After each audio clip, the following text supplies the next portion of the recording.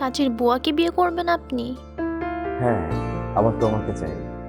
বিশ্বাস করো অধরা, তোমাকে সত্যি অনেক ভালোবাসি। আপনার বাবা মা জানলে কি হবে জানেন আপনি? এই বাসায় আমার আর থাকাই হবে না। অন্য কোথাও থাকবো। আচ্ছা, আপনি আমার কি দেখে প্রেমে পড়লেন একটু বলবেন প্লিজ? তোমার অনেক গুণ আছে, যেমন ধরো তুমি সবাইকে সম্মান করো, বিশ্বাস করো, ভদ্রভাবে কথা বলো, আরো অনেক আছে, এইসব না বলি। তাই নাকি? তোমাকে অনেক আগে থেকে আমি পছন্দ করতাম, কিন্তু কখনো বলিনি। কেন বলো নাই? তখন তো আমি প্রতিষ্ঠিত ছিলাম না। বিয়ের পরে যদি বাবা মা তোমাকে মেনে না নেয়, তখন কি করতাম? এখন একটু জব করি, যদি মেনে নাও নেয়, তাহলে বাড়ি ছেড়ে চলে যাব, পরবর্তীতে মানবে। আমার মতো এই কালো মেয়েটাকে এতটা ভালোবাসে কেউ একজন, আর সেটা আমি জানতামই না।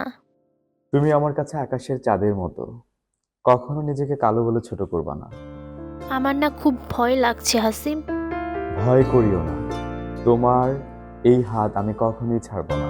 শুধু একটিবার বিশ্বাস করে তোমার হাতটি ধরার সুযোগ দাও, প্লিজ। যদি ছাড়ো পড়ে? চলো এই মুহূর্তে কাজে অফিসে চলে যাই। এখনই? তোমাকে আমি এখনই বিয়ে করতে চাই অধরা। কি আর করার, হাসিবের কথা মতো অধরার সঙ্গে সঙ্গে কাজে অফিসে চলে গিয়ে বিয়ের কাজটি সম্পন্ন করে।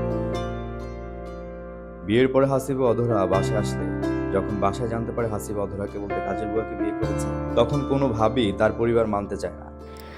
দেখলে, আমাদের মেনে নিল না। শুধু শুধু তুমি এই কাজটি করলে।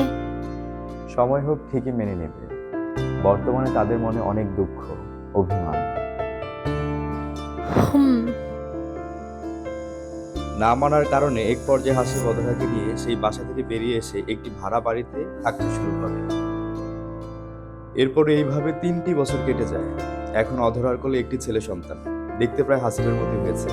যখনই হাসিবের পরিবারের লোক জানতে পারে যে হাসিবের সন্তান হয়েছে, ঠিক তখন রাগ অভিমান সব ভুলে ওর বাবা নাতিকে দেখতে চলে আসে এবং তাদের মেনে নেয়। আসলেই ভালোবাসলে প্রিয় মানুষটাকে আপন করে নিন। আজ না হয় কাল পরিবারের মানুষ ঠিকই মেনে নেবে, কিন্তু একবার প্রিয় মানুষটা হারিয়ে গেলে কখনো ফিরে পাবেন না।